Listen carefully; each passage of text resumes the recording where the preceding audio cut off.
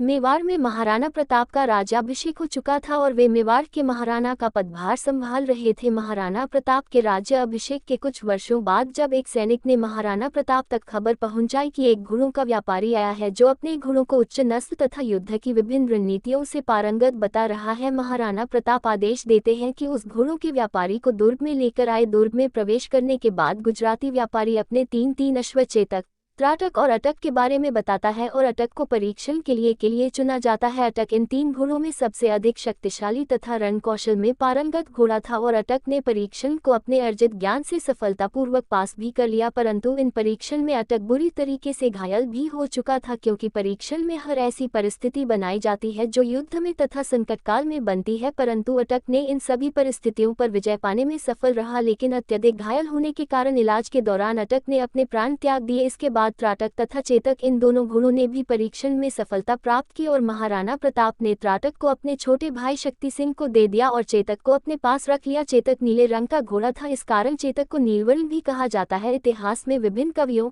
इतिहासकारों तथा साहित्यकारों ने अपने लेख में चेतक के रंग रूप का बखूबी से वर्णन किया है। राजस्थान के लोकगीतों में चेतक तथा महाराणा प्रताप के बारे में वर्णन मिलता है और महाराणा प्रताप को नीले घोड़ेरा असवार महारा मेवाड़ी सिरदार कहकर भी संबोधित किया गया है। चेतक 300 किलो से भी अधिक वजन को उठाकर युद्ध कर सकता था और हवा की रफ्तार से दौड़ सकता था, क्योंकि महाराणा प्रताप युद्ध भूमि में जाते वक्त अन्य योद्धाओं की तरह विभिन्न शरीर के भागों को सुरक्षा प्रदान करने वाले लोकायुक्त कवच को धारण करते थे तथा उनके शारीरिक वजन को मिलाकर यह वजन कहीं अधिक हो जाता था। फिर भी चेतक युद्ध की रणनीतियां तथा स्वामी भक्ति में इतना पारंगत था कि वह कैसी भी परिस्थिति में सचेत रहता था।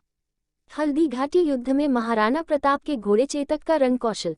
18 जून 1576 को इतिहास में हल्दी घाटी का युद्ध हुआ था और इस युद्ध में महाराणा प्रताप के घोड़े चेतक तथा मेवाड़ी योद्धाओं ने अपने दुश्मन सेना को पराजित किया था। इसी युद्ध में महाराणा प्रताप ने चेतक पर बैठकर ही बहलोल खान को घोड़े सहित अपनी तलवार से 2 हिस्सों में काट दिया था। हल्दी घाटी के युद्ध में चेतक को हाथी की सूंड का एक कवच तथा उसके अन्य शरीर को भी कवच से ढका गया था। इस युद्ध में जब महाराणा प्रताप ने चेतक को आदेश देकर मानसिंह के हाथी की तरफ आगे बढ़ाया, तब चेतक ने अपने आगे के दोनों पांव को हाथी की सूंड पर रख दिया और महाराणा प्रताप ने अपने भाले से वार किया, जिसमें मानसिंह घायल हो गए थे। इसी युद्ध में चेतक की एक टांग हाथी के दांतों पर लगी तलवार से घायल हो गई थी। घायल चेतक ने अपनी चाल में किसी भी तरह का परिवर्तन नहीं किया, जिससे अपने स्वामी को किसी भी प्रकार की अनहोनी का अंदेशा न हो और चेतक घायल अवस्था में ही युद्ध भूमि में डटा रहा। जब युद्ध चल रहा था तब महाराणा प्रताप के गुरु राघवेंद्र को गुप्तचरों के माध्यम से खबर मिलती है कि उदयपुर पर मुगल सेना का नेतृत्व करते हुए कुंवर जगमाल ने आक्रमण कर दिया है। तो इसके बाद गुरु राघवेंद्र तथा अन्य योद्धा सभी महाराणा प्रताप को हल्दी घाटी के मैदान से निकलने को मजबूर करते हैं और उदयपुर की सुरक्षा करने का निवेदन करते हैं। इन सभी योद्धाओं तथा अपने गुरु के आदेशों का पालन करते हुए महाराणा प्रताप युद्ध मैदान से निकलकर उदयपुर की तरफ जाते हैं और उनके राज चिन्ह को झाला मन्ना धारण करते हैं और युद्ध को जारी रखते हैं। परंतु जब महाराणा प्रताप हल्दी घाटी के मैदान से उदयपुर की तरह आगे बढ़ रहे थे, तब मुगल सैनिकों ने उन्हें देख लिया और कुछ सैनिकों के पीछे जाने लगे। फिर भी एक टांग से घायल चेतक हवा की रफ्तार से उदयपुर की तरफ भाग रहा था और शक्ति सिंह, जो कि अपने बड़े भाई महाराणा की सहायता करने आगे बढ़ते हैं और उन मुगल सैनिकों को मार गिराते हैं। और दूसरी तरफ महाराणा प्रताप अपने एक घोड़े पर बैठकर उदयपुर की तरफ जा रहे थे। तब एक बरसाती नाला जो 25 फुट से भी अधिक चौड़ा था को चेतक ने घायल होते हुए भी एक लंबी छलांग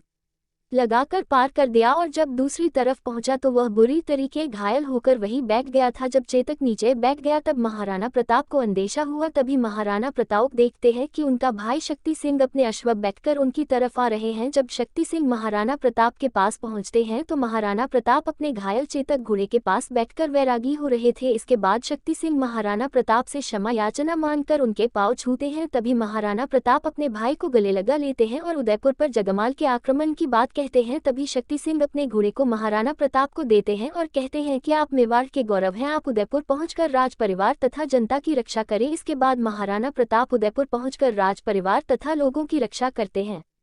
चेतक का समाधि स्थल। चेतक की मृत्यु के बाद महाराणा प्रताप तथा उनके भाई शक्ति सिंह चेतक का अंतिम संस्कार विधि विधान के साथ करते हैं। वर्तमान समय में चेतक का स्मारक तथा उसका समाधि स्थल राजसमंद जिले में हल्दी घाटी गांव से कुछ दूरी पर स्थित बलीचा में है, जहां पर चेतक ने अपने प्राण त्याग दिए थे। चेतक का समाधि स्थल चेतक की पराक्रम तथा वीरता को दर्शाता है।